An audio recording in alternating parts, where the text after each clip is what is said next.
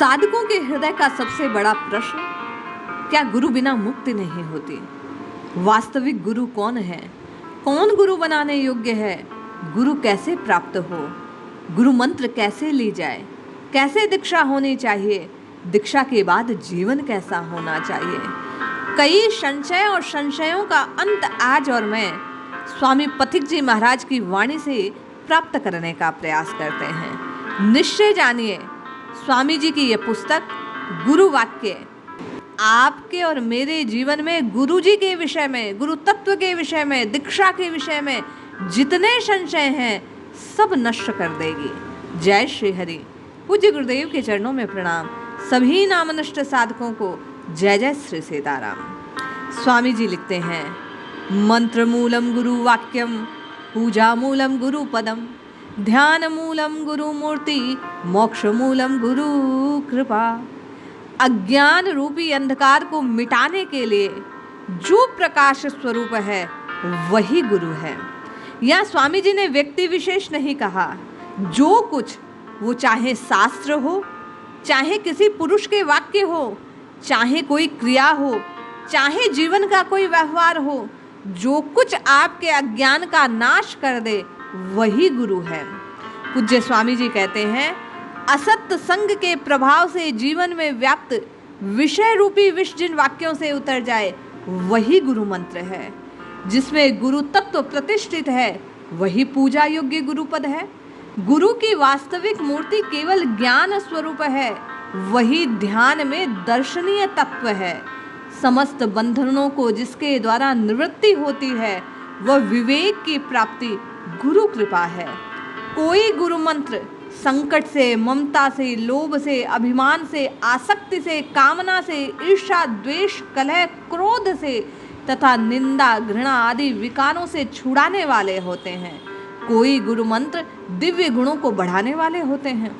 कोई गुरु मंत्र देवताओं से अथवा भगवान से संबंध बनाने वाले होते हैं। और कहीं कहीं मानव समाज के मारण, मोहन, वशीकरण, उच्चाटन मंत्रों का प्रयोग सुना जाता है।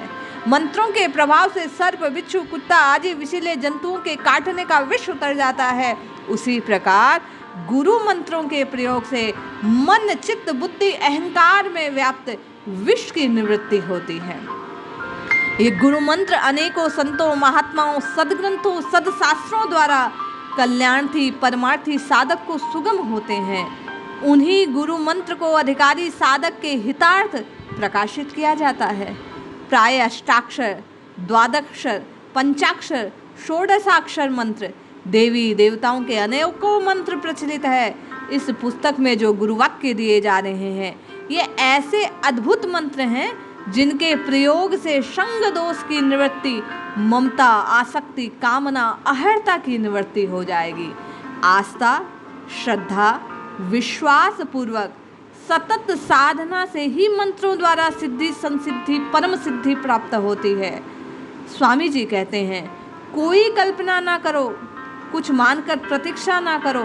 पुनः शून्य चित्त में जो दर्शन हो वही सत्य का दर्शन है। दृश्य से दृष्टा की ओर लौटना ही जागरण है। दिव्य और दृष्टा में विलीन होने पर जो समग्रता में शेष रहता है वही सत्य है। आत्मा मेरी तेरी नहीं, आत्म सत्ता सब में है, वह किसी की नहीं। बाहर कुछ देख चुके हो, बहुत प्रश्न कर चुके हो, अब दृश्य को भीतर लौटाओ, भीतर प्रश्न करो, मौन होकर उत्तर की प्रतीक्षा करो। समस्त भोग अज्ञान में है, पूर्ण त्याग तो ज्ञान में ही है। पूर्ण त्याग में ज्ञानी भी नहीं रह जाता, केवल प्रेम शेष रहता है। ज्ञान वही जो सर्व को प्रकाशित करता है। श्री पथिक जी महाराज कहते हैं, समस्त भय, हिंसा, परिग्रह, संग्रह, तृष्णा, अज्ञान, स्वयं को न जानना यही तो अज्ञान है। अज्ञान में समस्त बंधन है, अज्ञान में असत्य का संग है, ज्ञान ही सत्संग है। ज्ञेय और ज्ञाता से मुक्त शुद्ध ज्ञान आत्मा है जो अनंत है, असीम चेतना के रूप में विराजमान स्वरूप है, वही सत्य है। सीमा में रहना दुख है, असीम होना आनंद है। शांति में, मुक्ति में, भक्ति में, योगा अनुभूति में बाधक वे इच्छाएं हैं, जिन्हें तुम पूरी नहीं कर सके या जिनका त्याग नहीं कर सके। पूज्य पथिक जी महाराज कहते हैं कि इच्छाओं ने ही परमात्मा से विमुख बनाया है।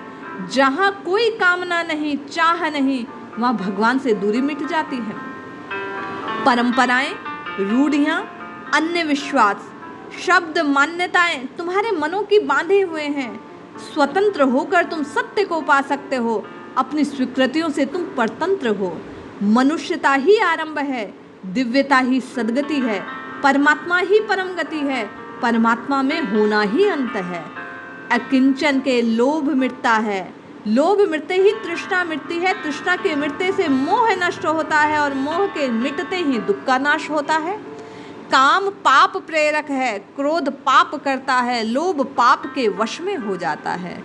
ममता न रहने पर निष्कामता आती है, निष्काम ही असंग होता है और असंगता में अभिन्नता हो जाती है। राग, द्वेष, अभिमान, लोभ मायावी नाम के रहते हिंसा होती रहती है। जितना प्रेम देह से उतना ही जब प्राणियों से होगा तभी अहिंसा व्रत पूर्ण होगा। इच्छा, द्वेष, क्रोध, कलह, निंदा, घृणा के रहते अपना अथवा दूसरे का हित नहीं हो पाता।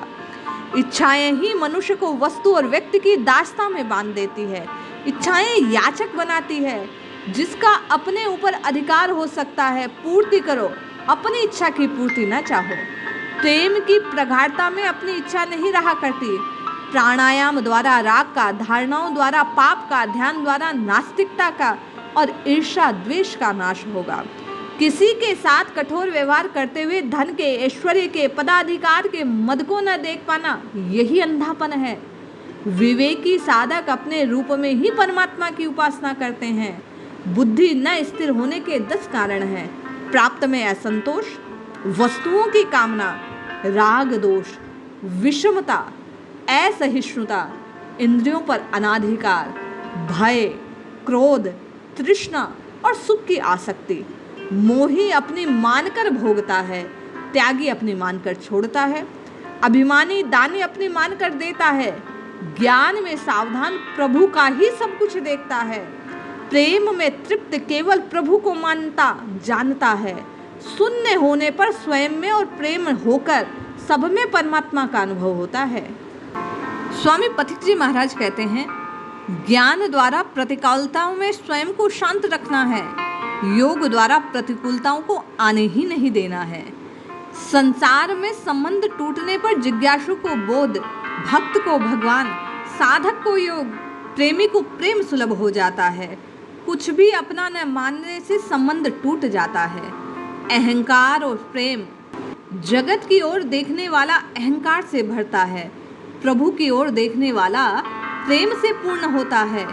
अहंकार लेकर प्रसन्न होता है, प्रेम सदा देकर संतुष्ट होता है। अहंकार को अकड़ने का अभ्यास है और प्रेम में सदा झुकने का, नम्रता का अभ्यास है। अहंकार जिस पर टूटता है उसे तोड़ देता है, प्रेम जिस पर बरसता है उसे जोड़ देता है। पूज्य स्वामी जी कहते हैं, अहंकार अपने प्रताप से दूसरों को तपाता है, प्रेम अपने प्रकाश से सबको शीतल बनाता है। अहंकार छाया देकर छिन्न भिन्न करता है, वही प्रेम छाया देकर दूसरों को संयुक्त करता है। अहंकार संग्रह से संतुष्ट होता है, प्रेम बांटकर तृप्त होता है। अहंकार शक्ति सम्मति से संपन्न होना चाहता है, प्रेम शक्ति से सेवा करके सम्मति को देकर प्रसन्न होता है। अहंकार लेने की भाषा जानता है, प्रेम देने की भाषा जानता है। अहंकार सदा सबके आगे होना चाहता है, प्रेम सबसे पीछे होने में शांत रहता है।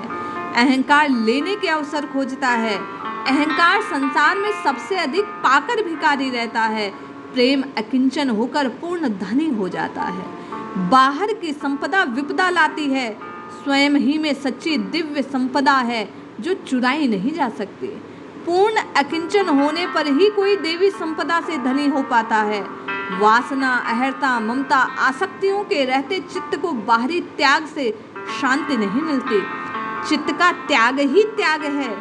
कुछ होने की आकांक्षा ही चित्त को उपस्थिति करती है। चित्त को देखते देखते चित्त के ज्ञान से ही चित्त से मुक्ति मिलती है। दूसरों के साथ व्यवहार बर्ताव करते हुए सावधान रहो। क्योंकि जो दोगे वही तुम्हारे प्रति लौटेगा।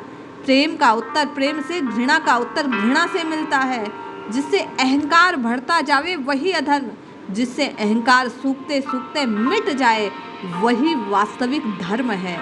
अहंकार के शून्य होते ही स्वरूप का बोध होता है। प्रकृति को, विकृति को, दुष्कृति को, सुकृति को, अहंकृति को ज्ञान में जागृत होकर देखो। पूज्य स्वामी जी कहते हैं, अहंकार की दरिद्रता को देखो। जो चोरी से चोरी मिले हुए पर अधिकार मान रहा है, प्रभुता के वस्त्र धारण कर रहा है। आत्मा नित्य शुद्ध अस्तित्व है, मैं के हटने पर वही रह जाता है। जागरण वही है जिसमें विचार ना उठे, चेतना का बोध हो। चेतना का बोध ही जहाँ कोई विषय वृत्ति ना हो। आगे की बात कल के वीडियो में।